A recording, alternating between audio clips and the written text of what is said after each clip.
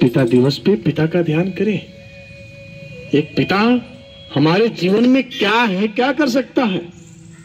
माँ ने तो सिर्फ जन्म दिया, पाला पोसा, लेकिन पिता का रोल कितना है हमारे जीवन में। एक पुरुष का रोल कितना है एक बच्चे के लिए। उस पिता को आज स्मरण करिए। वो पापा, वो डैडी, वो फादर, वो बाबूजी अगर 2-4 पैसा कमाते थे तो उतना में मुझे खुश रखते थे, उतना में ही परिवार को चलाते थे, लेकिन कभी आंसू नहीं बहाते थे किसी के सामने। अकेले रो लेते थे, गा लेते थे, लेकिन किसी के सामने अपने दुख को व्यतीत नहीं करते थे। जरा याद करिए वो पल जब हम 16 साल के होंगे, उस समय हमारे पिता की आय कितनी बड़ी होगी।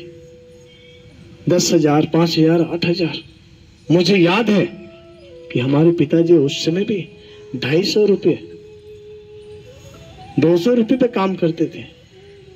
पूरे दिन भर सुबह 5 बजे निकलना, 4 बजे निकलना और शाम को 7 बजे 8 बजे आना।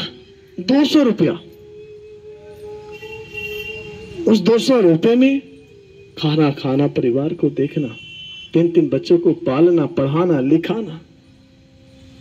वो पिता का प्यार नहीं तो क्या है। पिता का प्यार तो सूक्ष्म होता, दिखाई नहीं देता है, लेकिन अंदर बहुत बड़ा गहरा सागर की तरह, माँ के सागर की तरह प्रेम जितना होता है ना, उसे वहां भी है वो प्यार। तो आज इस पिता दिवस पे अपने अपने पिता को स्मरण करें। क्या क्या हमारे पिताजी ने नहीं किया। हमारी शादी की तो कितना धूमधाम से किए। घर का जमीन बेच दिया, कुछ खेत बाड़ी बेच दी हमारे शादी करने के लिए, लेकिन हमारे ऊपर कभी आंच नहीं आने दिया।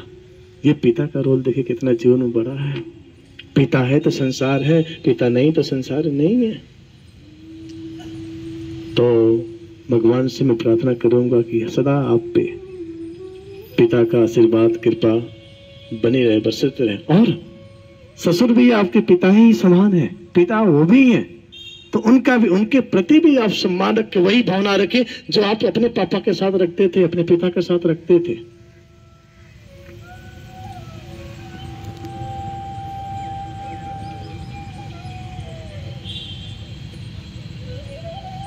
तो आज दिल की गहराइयों से पिता को दंडवत प्रणाम करते हुए, दंडवत ऐसे क्यों हाथ जोड़ के नहीं, दंडवत उनके चरणों में पूरे अष्टांग साष्टांग नमस्कार करते हुए, दंडवत प्रणाम करते हुए, अगर जाने अनजाने में कभी आपने कुछ बोल दिया हो, तेज तरार बोल दिया हो, तो भगवान को साक्षी मान करके, इस योग गुरु को साक्षी मान करके, आज इस प्रकृति को साक्षी मान करके आप उस भूल को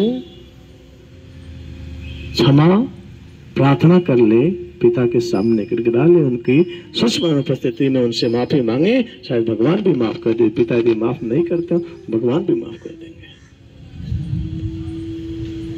जिस घर में जिस दिन खुशी आती है कि हाँ मैं पिता बन गया, उस दिन से उस पिता की जिम्मेदारी, उस पिता का उद्देश्य एक ही होता कि हमारे बच्चे का परवरिश कैसे हो, कितना अच्छा हो।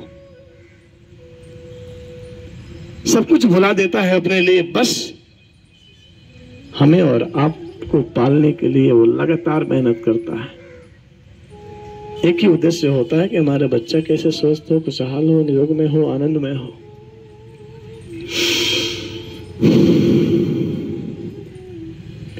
दोनों हाथों को धीरे धीरे ऊपर उठाएंगे, लंबा गहरा श्वास भरते हुए हथेली घर्षण करेंगे, पूरे चेहरे का याद को रब करेंगे और बाएं तरफ करवट लेंगे। सभी बाएं तरफ करवट ले, पूरे श्वास को